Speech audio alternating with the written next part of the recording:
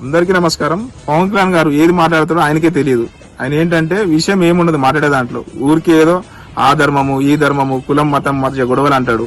పవన్ కళ్యాణ్ గారు మీ చేతిలోనే కదా లా అండ్ ఆర్డర్ ఉంది, మీరే కదా ఉప ముఖ్యమంత్రి. ఇంకా మీరు గొడవలు పెట్టే వాళ్ళని సహించను, గంజా అమ్మే వాళ్ళని సహించను, అమ్మాయిని ఏడిపించే వాళ్ళని సహించను. మీరెందుకు అనేది మీరు చర్యలు తీసుకోండి. మీరేమన్నారు, ఒక ఆడపిల్లకి నష్టం జరిగినా నేను వచ్చి వాలిపోతాను అన్నారు.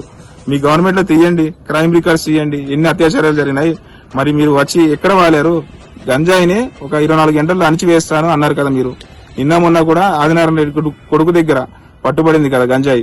ఏం చేశారు మీరు? తెలంగాణలో వాళ్ళ ఆదినారాయణ రెడ్డి కొడుకు సుధీర్ రెడ్డి అని చెప్పి ఆయన గంజాయి తీసుకుని చెప్పి తేలింది. అదే మా వైసీపీ వాళ్ళు ఒక చిన్న కార్యకర్తను ఎంత హడావిడి చేసేవాళ్ళు. అదే విషయంలో మేము ఉండుంటే మళ్ళీ కొత్తగా ఏమంటున్నారంటే పవన్ కళ్యాణ్ గారు మార్షల్ ఆర్ట్స్ పెడతారంట. చేయాల్సిన పనులు ఆయన పంచాయతీ రాజు అటవీ శాఖ మంత్రిగా పనులు చేయకుండా ఒక రోజు సనాతన ధర్మం బోర్డు పెడతాడు, కులాలు మతాల మధ్య గొడవ పెట్టద్దు అంటాడు. గొడవ పెట్టే వాళ్ళని చర్యలు తీసుకోండి, అరెస్ట్ చేయండి.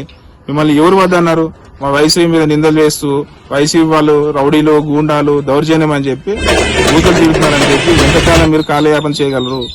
మీ చేతిలోనే కదా లా అండ్ ఆర్డర్ ఉంది. పవన్ కళ్యాణ్ గారు మీకు ముఖ్యంగా ఒక విషయం చెప్పదలుచుకున్నా.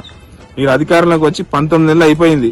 మీరు మాట్లాడాల్సింది రాష్ట్రము 3 లక్షల కోట్లు అప్పులు ఎందుకు తెచ్చారు? రాయలసీమ ఇరిగేషన్ మీద రేవంత్ రెడ్డి గారు అన్నట్టు చంద్రబాబు నాయుడు గారు నిజంగా రాయలసీమ లిఫ్ట్ ఇరిగేషన్ ఆపేశారా? ఈ 18 నెలలు ఆయన ఏం చేశారు? ఇట్లాంటి కీలకమైన విషయాలు మాట్లాడకుండా పనికిరాని విషయాలు మాట్లాడుతుంటాడు. వైసీపీ వాళ్ళు గూండాలు రౌడీలు వాళ్ళ పీరియడ్ లో కేసులు పెట్టారంటాడు.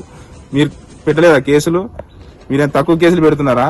ప్రజలు అవకాశం ఇచ్చింది మీకు వైసీపీ వాళ్ళ మీద కేసులు పెట్టడానికి, కూటమి బలంగా ఉండడానికి కాదు. గమనించండి పవన్ కళ్యాణ్ గారు. Thank you. ఇట్లా మీ పుట్టుకలపూటి కోటేశ్వరరావు, కందుకూరు నియోజకవర్గం.